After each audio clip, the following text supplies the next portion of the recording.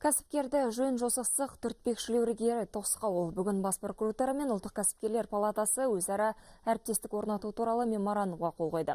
Яғни заңсыз тексерулермен күрес күшейе түседі. Тіпті құжаттың бір тармағы осы мәселеге арналған. Салтанатты шараға онлайн байланыс арқылы қатысқан аймақтық прокуратура өкілдері де осындай тапсырма алды.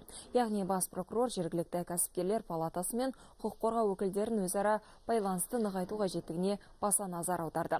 Айта кетейік, жылдың қорытындысы бойынша прокурорлар 13 мыңнан астам кәсіпкердің құқығын қорғап қалды. 2 мыңнан астам заңсыз тексерудің жолын кесті. Тәуекелі төмен субъектілердің әрекетінде тексерісті тоқтату жөнінде біз ұсыныс енгіздік. Үкіметпен ол ұсыныс қолданды.